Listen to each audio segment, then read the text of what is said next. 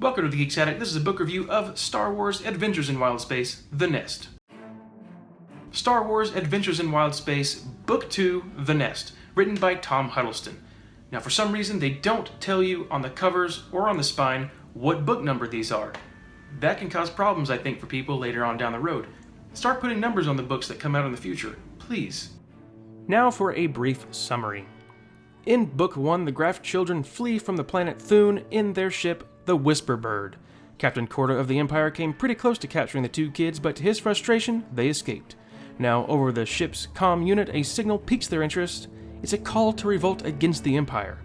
Now, if they can pinpoint the signal, it's possible they may find refuge from the Empire and assistance in finding their parents. The Whisper Bird is having issues with the hyperdrive, so they have to make a pit stop on some unknown planet in wild space. The kids land the ship and head out on foot to where they spotted a shipwreck not too far from them. They think maybe they can harvest some parts.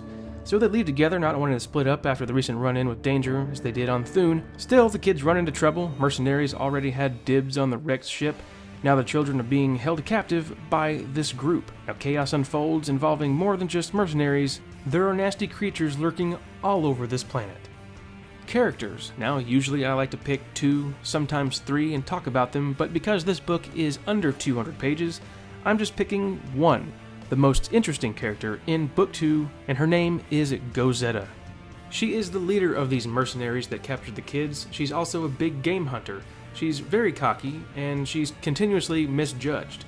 She's not kind to the kids, she's not kind to her employees or crew, but I find her interesting and wouldn't mind reading a little bit more about this character somewhere else.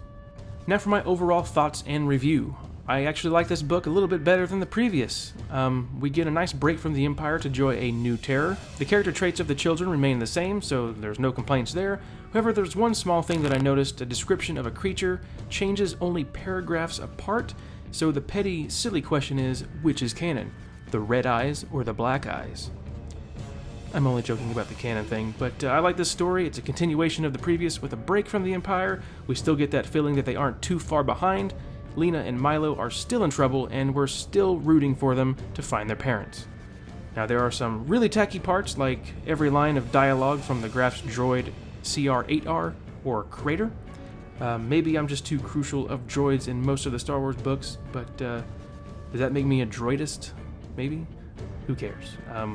Once again, I had fun with the book and look forward to reading the continued adventures in Book 3, The Heist. Now for my rating, I give this book a 2.5 out of 5. Now I had fun with this book. I really look forward to the continued adventures in Book 3, The Heist. Oh, and a side note, there was something that I found out recently, that there is a Book 0, which explains, I guess, how the parents were taken.